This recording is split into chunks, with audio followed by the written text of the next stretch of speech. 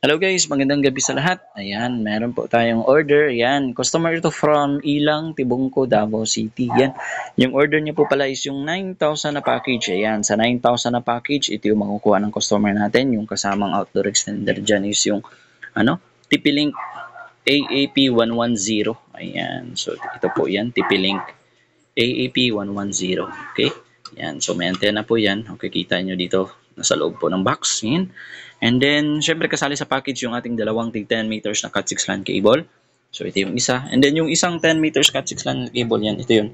Ginamit natin for testing. Yan, connected dito sa internet router ko. Ayan. And then, syempre, yung ating 2x3 na tarpaulin, yan. So, hindi po mawawala yung ating 2x3 size na tarpaulin. Nakikita nyo. Okay. Ayan. And then, syempre, yung ating Vendo na curve box. Okay. Na naka-anti-hook and then naka-lead frame. Okay. Ayan. Sige, try natin maghulog yan sa Vendo pala. Ayan.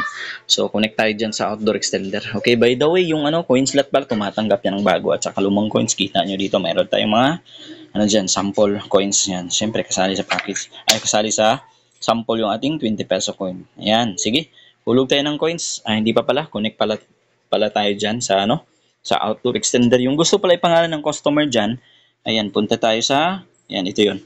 Angel Peace Wi-Fi. Yan, connect tayo sa Angel Peace Wi-Fi. Ayan. Okay.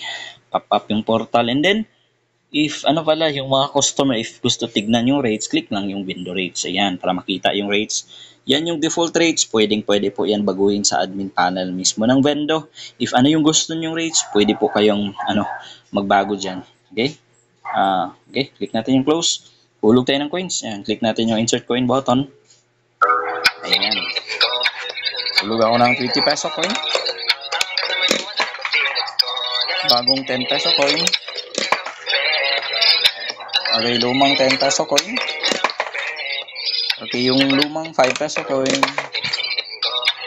Bagong 5 peso coin na nonagon. Okay, bagong 5 peso coin na circle. Tapos yung dalawang luma at saka bagong 1 peso coin. So, dapat 57 yung makikita nyo dyan sa portal. Okay, tama yung pagbasa ng coins. Click natin yung done kapag wala na ihulog na coins. Ayan. So, mostly mag-i-exit yan. And then, may magpa-pop up sa taas na connected ka na yan sa Vendo. Ayan, connected. So, pwede ka na dyan. Facebook, YouTube. Yan. Sige, try natin mag-play ng video para makita ng customer natin. At makita nyo rin na gumagana yung Vendo. Okay? Click natin yung PureTuber. Punta tayo sa PureTuber. Ayan. Wait natin ng few seconds. Ayan, so nag-load na siya.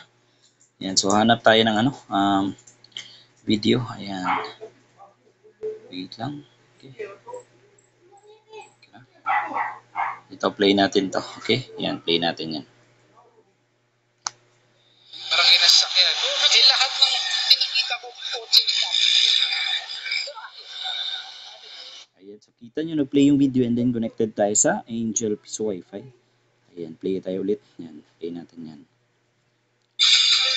Live mula sa GMA Network Center, 20 taon nang nakatutok. Ayan, so kita nyo, nag-play ulit yung video and then connected tayo sa Angel Peace Wi-Fi. So, meaning po, gumagana yung Vendo. Okay, walang problema po yung Vendo. Again, customer ito from, Ilang, Tibungco, Davao City. Yung order niya po again is yung 9,000 na package. Okay? Okay, yan. So, kung gusto niyo po pala ng ganitong setup, yan, feel free to contact po. If gusto niyo naman magtanong regarding sa mga, ibang packages natin, feel free to contact po. Ayan.